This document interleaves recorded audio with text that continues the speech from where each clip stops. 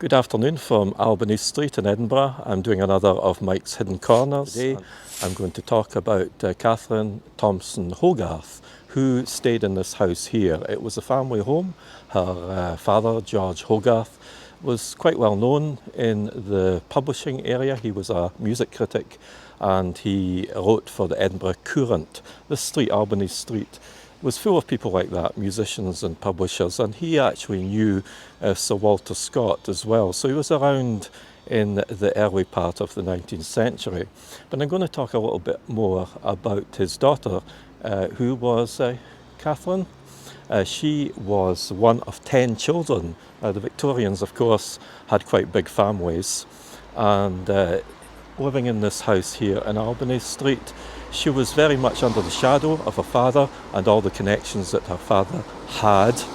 And they moved to London, and her father became involved with the daily news in London, which happened to have been started by one Charles Dickens, and he also started working as an editor for the Morning Chronicle. So it's very much into the publishing area. Now, Catherine was introduced to Charles Dickens. They hit it off very well. They were about the same age. Catherine, she was just about 2 or 3 years younger than Charles. And they got married. And would you believe they proceeded to have 10 children also. In fact, she had 20 pregnancies and 10 of them went to term.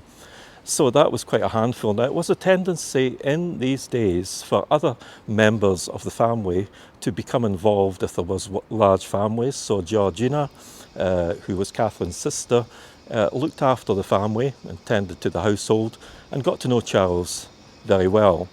Now, she was a very supportive wife, and it was commented by Charles Dickens that she was, and she would adapt to any circumstances without complaint. They travelled to America, and the ship they were on, it was in terrible circumstances. It was nearly shipwrecked, and they just hit it off very well and were able to support each other. Now, they returned, of course, to London, and the type of person that Charles was, he was a very successful author, of course, well known for novels such as Great Expectations and Our Mutual Friend. He tended to go around the acting community, and he attended a play at the Haymarket Theatre in London.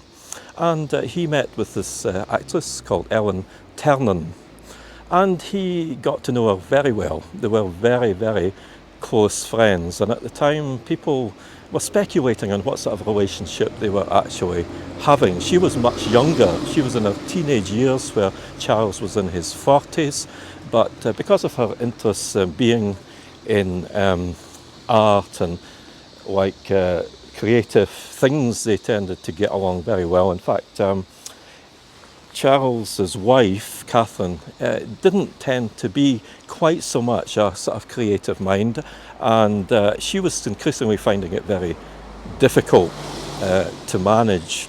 Although initially she'd been described by Charles Dickens, 3 pet names for her was his better half, and also wifey, or Mrs. D, and Georgina was still there looking after the household and the family. Now, a certain event happened where a gold bracelet was delivered to the Dickens household, and the packet was opened by Mrs. Dickens, by Catherine, and that gold bracelet was meant for Ellen Ternan.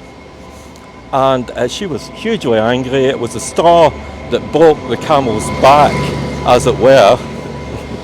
And Charles Dickens had said that his wife Catherine was kind of getting to be unfit to lead the sort of life that he was leading, and he blamed her for the 10 children, would you believe? And he was going to get her mentally certified, because he said that too many children, it was making his life a misery as well. And he organised separate beds, and would you believe, put a bookcase in between the beds. I'll say no more. So it was not the easiest of relationships. Anyway, the bracelet incident resulted in the separation of Charles and Catherine left with her eldest son, who was Charles Jr., and the rest of the family remained in the Charles Dickens's household. Now that was very much the case back then in these days, that the wife would go and the husband would be left with the family.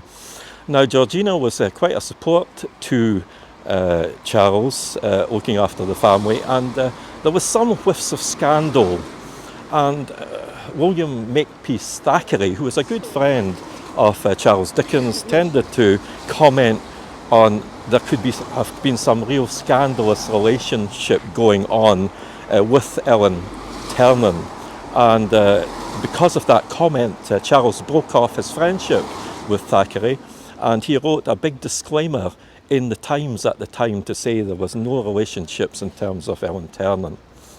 Now there was speculation that he was having a relationship with Georgina, who was Catherine's sister, in the house, but he disclaimed that also because in these days that the sister of your wife to be having a relationship with her would be seen as incestuous, so that would have been very scandalous anyway. So time was spent with Charles and Ellen.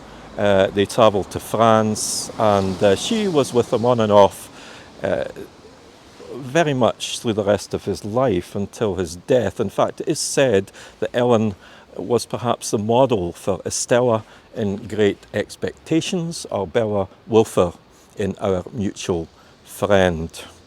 So Charles Dickens predeceased his wife, and she is buried in Highgate Cemetery in London. Okay, thanks for joining my Hidden Corner, and hope to see you at the next one. Okay, thank you.